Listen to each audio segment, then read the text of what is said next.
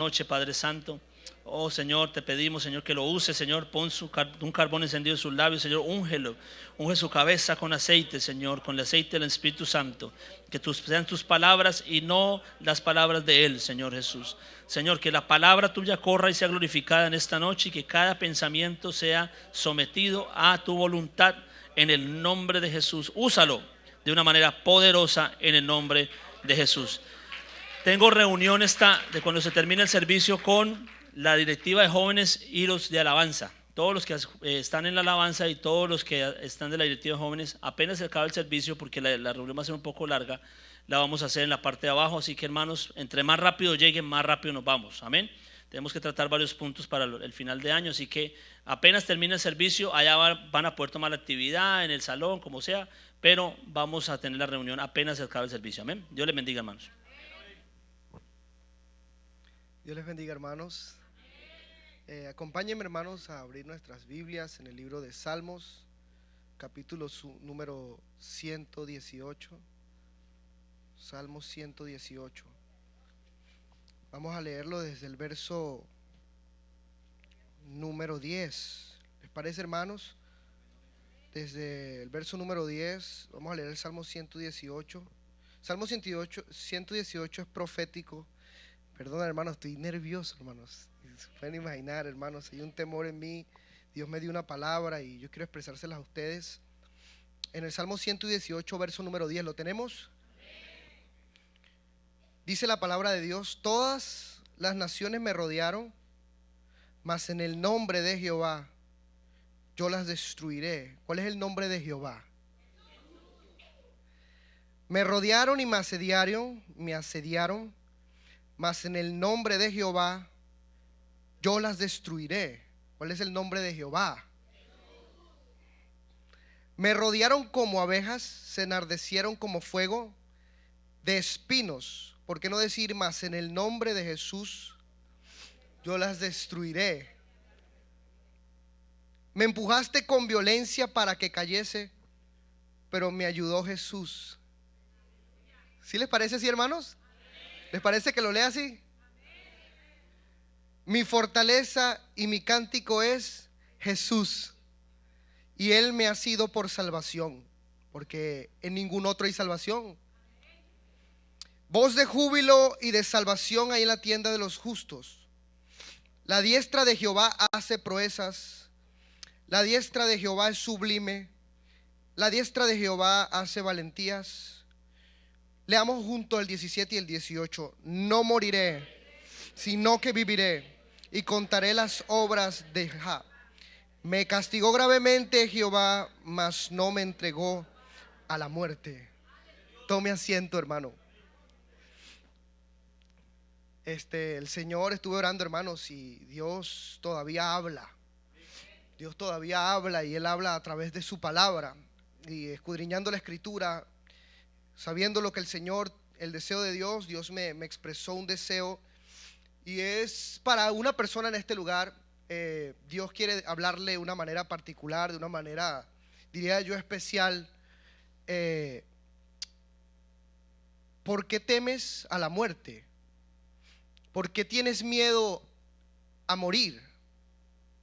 Esta pregunta se la puedes hacer a una persona que no conoce de Dios, y esa persona te puede responder: porque no sé qué va a suceder después de la muerte.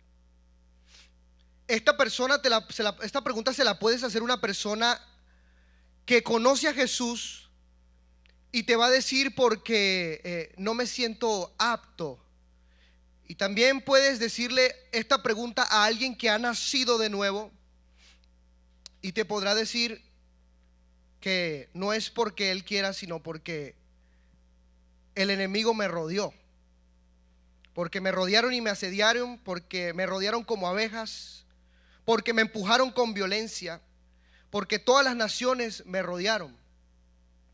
Hermanos, personajes bíblicos que se echaron a morir ¿se acuerda de alguno usted, hermano? Elías se echó a morir porque él decía: Señor, quítame la vida, no soy mejor que mis padres. Pero lo más asombroso y lo más bonito de esto es que no murió, sino que Dios le dio vida en su momento de dificultad. Otro que podamos contar fue Jeremías. Jeremías también se echó a la muerte diciendo que él quería morir, pero no murió. El Señor lo sostuvo. Dios le dio vida. Incontables, hermanos, personajes bíblicos que se esperó que muriesen y no murieron. Para nosotros es diferente en esta noche porque nosotros hemos nacido de nuevo y nosotros no tenemos una naturaleza que es para morir. Antes sí la teníamos porque éramos hombres carnales vendidos al pecado y este cuerpo muere. Pero ahora nosotros hemos nacido de nuevo. Tenemos la palabra de Dios que permanece para siempre. Ha sido sembrada dentro de nosotros. Nos predicaron la palabra de Dios. Esa palabra surtió un efecto en ti. Tú comenzaste a creer y naciste de nuevo. Y la palabra de Dios dice que el hombre es como la hierba y que su gloria es como la flor del campo. Que la hierba se seca y la flor se marchita, pero la palabra de Dios permanece para siempre. Y si tú y yo nacimos de nuevo, tenemos una simiente que es para toda la vida. Tenemos una naturaleza que es para toda la vida. Porque si la palabra es eterna, tú, mi hermano, también eres eterno. Hay una leve confusión, hermanos, cuando hablamos de Jesús. Y Jesús dice que Él vino a darnos vida eterna. Pero nosotros en nuestro saber ya cristiano sabemos que unos van a ir a condenación eterna y otros van a ir a vida eterna. Pero sea el caso de uno o del otro, ambos puede decir que tienen vida, ¿verdad? Porque la gente dice, yo me muero y se acabó mi existencia, pero esa no es la realidad. La realidad es que hay una vida después de la muerte. Hay una existencia después de la muerte. Lo que pasa es que los cables se nos chocan pensando en diferentes cosas y los argumentos y las definiciones del mundo no son las mismas que las bíblicas. Amén. La muerte del mundo es diferente a la muerte bíblica. La vida del mundo es diferente a la vida bíblica. La muerte del mundo es morirse en este cuerpo y se acabó.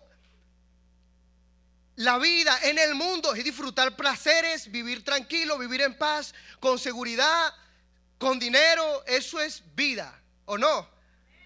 Y permanecer despierto todas las mañanas. Pero en la Biblia la vida no es eso. En la Biblia la vida es Jesús. Jesús dijo, yo soy el camino, la verdad y la vida. De modo que Jesucristo es la vida. Entonces ya no es un estado, sino es Jesús. Para nosotros los cristianos tener vida es tenerlo a Él. Para nosotros estar muertos es no tenerlo a Él. Y nosotros tenemos vida porque lo tenemos a Él.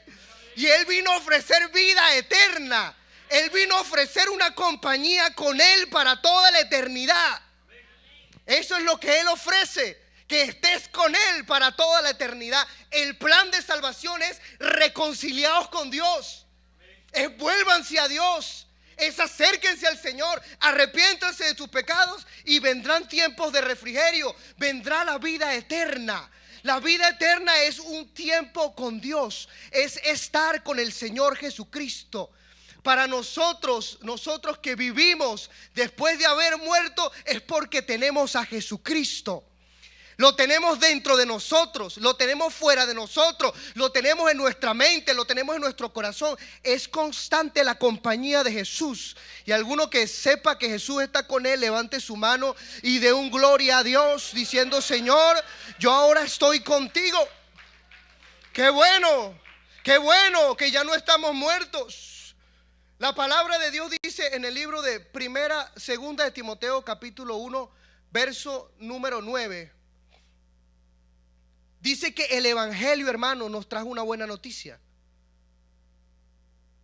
El evangelio nos dio gracia y la gracia nos salvó y nos llamó con llamamiento santo, no conforme a nuestras obras, sino según el propósito suyo.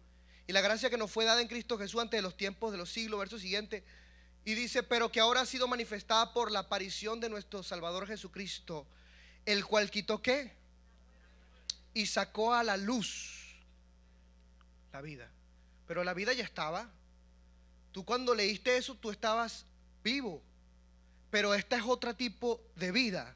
Esta es una vida y la inmortalidad por el evangelio. Se nos confunden algunas veces los conceptos, hermanos, pero la realidad de la vida que nosotros tenemos no es otra, sino que ahora tenemos a Jesús. No es otra que ahora consideramos a Jesús. Ahora le hacemos caso a Jesús. Ahora todo lo que tiene que ver con Jesús nos importa. Todo lo que Él siente me importa. Lo que Él quiere me importa. Lo que Él hace me importa. Lo que no hace también me importa. Todo lo que es Jesús me importa. Ahora ya Jesús no está a un lado de mi vida, sino que ahora es el centro de mi vida. Eso es la vida. Eso es la vida cristiana. Cuando una persona no tiene a Cristo, no tiene la vida. Está muerto. Entonces, hermanos, yo quiero expresar esto ahora a una persona. Resulta que lo único que nos separa de la vida, entendiendo el concepto, es la muerte. Y la muerte la produce una sola cosa. ¿Qué es? ¿Qué es? El pecado produce muerte. Cuando tú pecas, cuando yo peco, produce muerte. Muerte significaría, en otras palabras, separación de Dios, alejarte de Dios. Pero la palabra de Dios dice que Él es el Cordero de Dios que quita el pecado del mundo. Cuando yo leo la palabra, hermanos, ese salmo que leímos, ahí dice que no moriré, dice el salmista, sino que viviré y contaré las obras de Dios. Él sigue diciendo, el salmista, quizás Dios me castiga fuertemente, quizás Dios me castiga fuertemente, pero no me entregará a la muerte. No me entregará a la muerte. Dios sigue siendo Dios, y Dios determina la muerte y la vida a quien Él quiera. Él quita la vida y Él la da. Él sigue siendo Dios. El día que tú partas de la tierra no fue por pecado, tampoco fue por el diablo, tampoco fue por ti mismo. O sea que el suicidio tampoco es. Eso fue porque Dios te dijo que hasta ahí llegabas. Dios sigue siendo Dios. Y la palabra de Dios dice en el libro de Lucas, capítulo, si no me equivoco, creo que es el 28 o el 18 o el capítulo 10, verso número 28, dice que Él es Dios de vivos y no de muertos. Yo vengo a darte a ti algo que Dios me dio, y es que tú tienes que estar seguro de que vas a permanecer, de que no te vas a morir espiritualmente, de que tú tienes un Dios que te puede sostener, de que Él es la vida y Él es la vida en abundancia, de que Él puede. Yo sé que tú lo crees, ¿verdad que sí? Yo sé que tú crees que puedes llegar al final de este camino, de que te vas a encontrar con Jesús al final de este camino. Entonces ya el problema no es el Señor, porque el Señor te quiere llevar. Pero tú me dirás, pero yo conozco gente que se descarrió, yo conozco gente que se perdió, yo conozco gente que se apartó del camino. No fue culpa del Señor, porque el Señor tiene vida y vida en abundancia. No fue culpa de Dios, porque Dios siempre está allí para dar vida. Entonces hay un problema en el hombre. Hay una falta de determinación. Hay una falta de conocimiento. Hay una falta de actitud. Hay una falta de sentir. Porque si tú sabes que no te vas a morir, ¿por qué te entregas a la muerte? Si tú sabes que Dios te puede sostener, ¿por qué entonces te quieres morir? ¿Por qué te entregas? Porque te empujaron con violencia, porque te rodearon las naciones, porque te atacaron, porque te asediaron, y por conseguirte en medio del pecado del mundo y de la carne y del diablo, y estás en un centro de ataque total. Entonces Dios te dice una palabra: yo te puedo sostener, pero tú te estás echando para atrás. Tú te estás entregando a la muerte. El problema no es Dios. Dios te puede sostener. El problema somos nosotros que echamos un paso hacia atrás porque no conocemos que Dios es fiel a su palabra. La palabra de Dios dice que todo aquel que viene a mí no viene porque quiso, sino fue porque yo mismo lo traje. Y si yo lo traje, yo hago la voluntad de mi Padre. Dijo Jesús cuando estaba en la carne, que todo aquel que venga a mí, yo le dé vida eterna. Y no pierda a ninguno de los que me dio. Eso está escrito. Tú lo puedes creer en esta noche. Oh Dios, tú puedes creer en esta noche que Dios no te va a hacer que te pierdas. Tú puedes creer en esta noche. Dios dice: todo aquel que viene a mí, yo no le echo fuera, y yo lo resucitaré en el día postrero. Y él dijo en la escritura: Señor, todos los que me diste, ninguno perdí, solamente el hijo de perdición, que ya estaba escrito. Pero los que me diste, no los perdí. Oh Dios, porque ¿saben cómo es ¿saben cómo es el sentir de Dios? ¿Saben cómo es? El sentir de Dios es que él tenía 100 ovejas y una se le perdió. ¿Qué hizo ese hombre? Fue detrás de la oveja que estaba perdida. Ese es el sentir de Dios. Oh, ¿por qué el hombre se pierde? ¿Por qué el hombre se descarría? ¿Por qué el hombre se aparta? ¿Por culpa de Dios? No. No y no, no es por culpa de Dios. Dios es el buen pastor. Jesús es el buen pastor.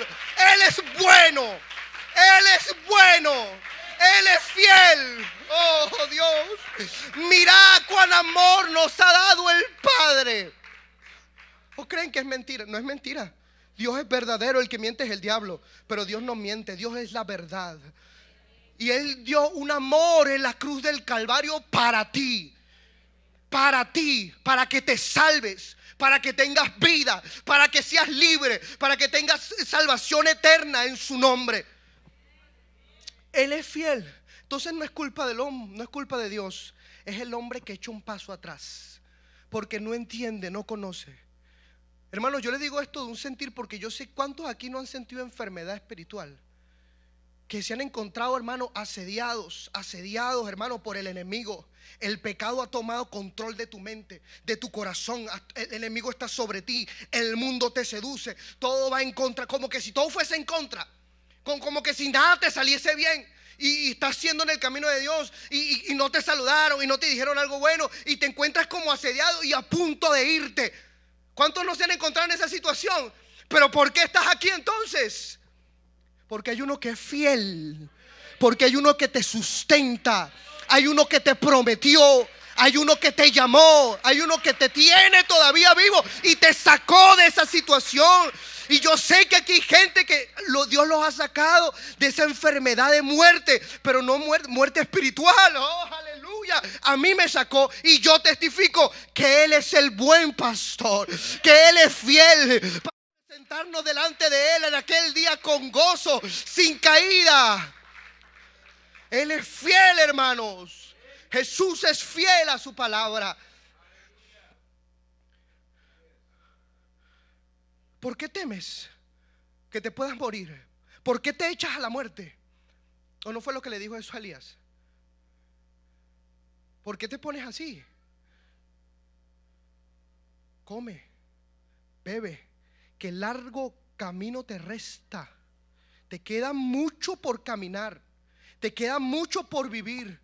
Te queda mucho por ser cristiano. Todavía te queda mucho. Y esta vida es eterna. O sea, el camino no tiene fin. Todavía te queda mucho por caminar. Si te detienes ahora, el fin no será bueno. Pero si tú continúas, tú vas a conseguir el fin. Y el fin de nosotros es nuestra salvación. Es el salir de aquí, de esta tierra victorioso, a un mundo donde mora la justicia y la verdad, donde Él está sentado como cordero en un trono y alumbra a todos sus hijos. Nosotros tenemos un destino. Y Dios te podrá asediar las cosas de este mundo. Y te podrán atacar y te podrán decir que ya basta de ser cristiano, retrocede. Pero no, tú tienes que saber que Dios te llamó. y que Dios te prometió vida y vida en abundancia, que Él ha venido para dar salvación y vida eterna. La palabra que Él envía del cielo es el pan de vida y da vida eterna a los que la escuchan. Entonces no es Dios, eres tú, soy yo, que echamos paso hacia atrás, que nos debilitamos en la fe, que nos cansamos, que nos turbamos y nos encontramos en un punto en que hay una decisión: o me voy o me quedo. Muchas veces esa decisión viene influida no porque dejes de amar a Dios, sino porque el pecado es muy fuerte, porque el mundo es muy fuerte, porque el diablo es muy fuerte. Y te encuentras en esa decisión porque nadie se quiere ir de aquí. Aquí de este lugar nadie se quiere ir.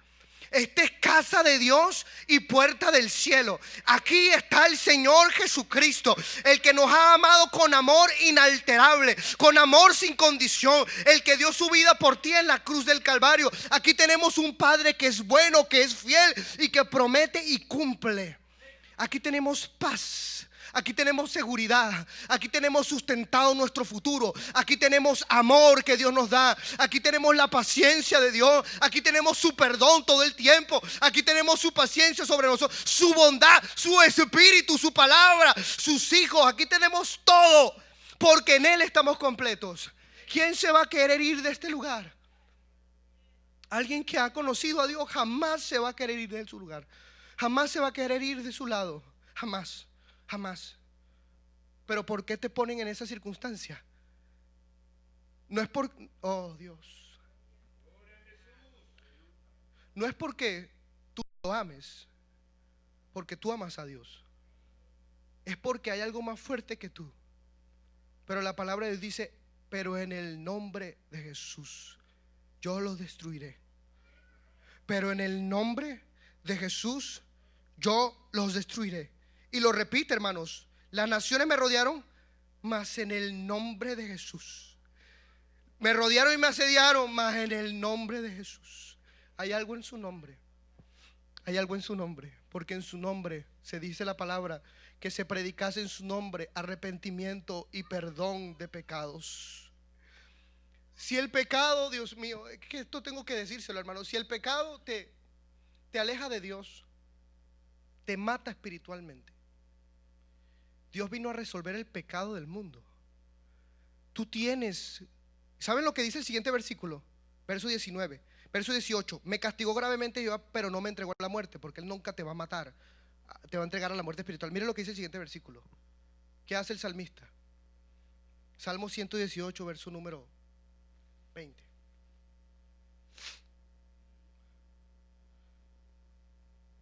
Verso número 19, perdón.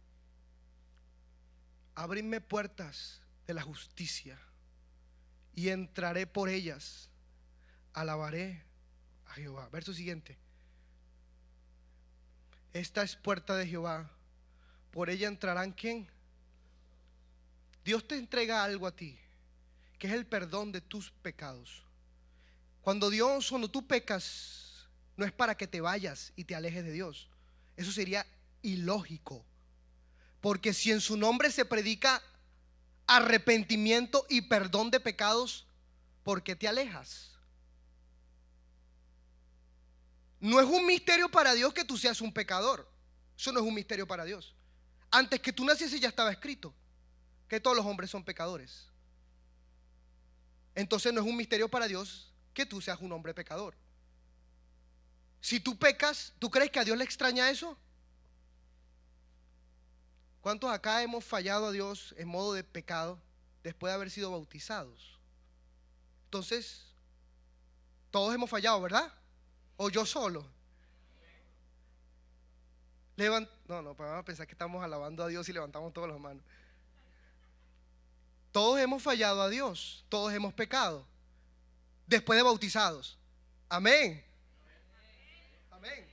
Claro que sí. Entonces, ¿qué hago? ¿Cubro eso con un mantel y le digo que eso no existe a la visita o a los nuevos que se están convirtiendo?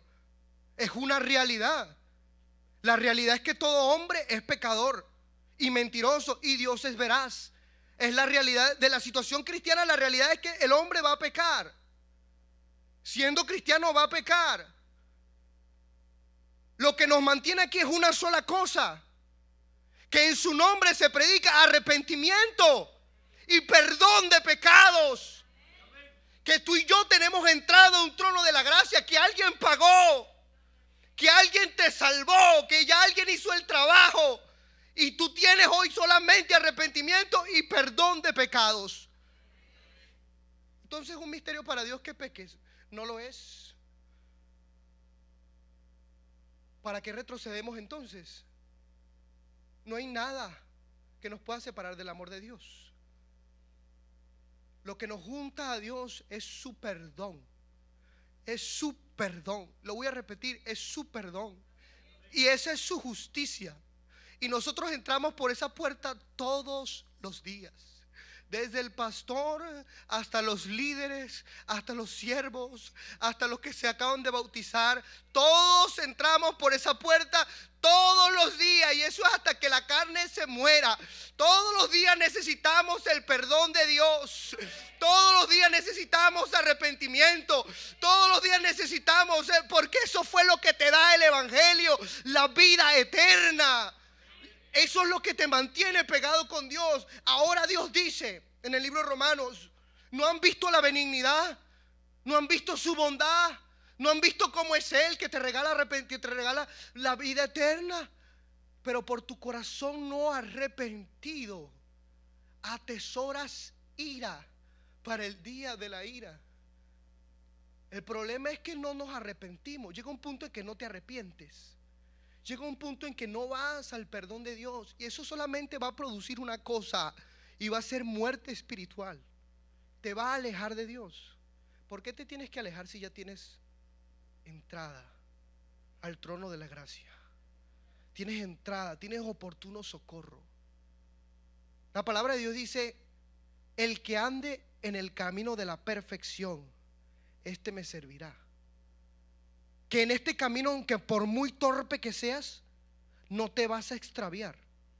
Él te va a sustentar, porque dice que ese es camino de santidad, y por ahí caminarán los justos, los que han sido limpiados por la sangre de Jesús. Por eso es que esta gracia es muy grande. Por eso es que esta salvación es muy grande. Él consideró tu condición, la considera y la considerará en el día postrero. Siempre. Entonces somos nosotros que no entendemos el perdón de Dios. ¿Cuántas veces Dios te va a perdonar? Dios nunca va a decir algo o a mandar a alguien a hacer algo sin que Él no lo pueda hacer. Y Pedro le dijo al Señor, ¿se acuerdan? Señor, ¿cuántas veces tengo que perdonar al que me ofende? ¿Cuántas veces dijo? ¿Ustedes creen que Dios no lo hace? Entonces, ¿cuál es el problema? ¿Por qué tienes que retroceder? ¿Por qué te tienes que ir? ¿Por qué tienes que apartarte del camino de Dios? Por falta de perdón, no es por falta de perdón. A medida que uno va caminando, hermano, con la vida cristiana, y uno sufre tantas cosas, y uno vive tantas cosas, uno tiene tantas victorias, tantas derrotas, yo he entendido una sola cosa, hermanos: que el apartarme de Dios no es sabio. Que así sea como estés, así sea como estés, Él sigue viendo y sigue diciendo que lo vil y lo menospreciado escogió Dios. ¿Para qué? Para avergonzar a los sabios. Se nos escogió a nosotros. A nosotros fue que nos escogió. ¿A quién más? No mires a otro lado, te escogió a ti. Y si te escogió a ti, o eras vil o eras menospreciado. Y mucho amor hubo para con nosotros, para perdonar nuestras maldades. Y no fue porque él solamente es bueno. No solamente fue por eso, porque alguien pagó por eso. Y vino ese que pagó, resucitó y le dijo: vayan y díganle al mundo que en mi nombre hay perdón de pecados. No tienes que echarte a morir, no tienes que retroceder. No hay razón. No hay razón para retroceder. No hay razón, no la hay. No la hay. El temor que uno tiene, hermano, cuando uno peca, solamente es uno: la muerte, la separación de Dios.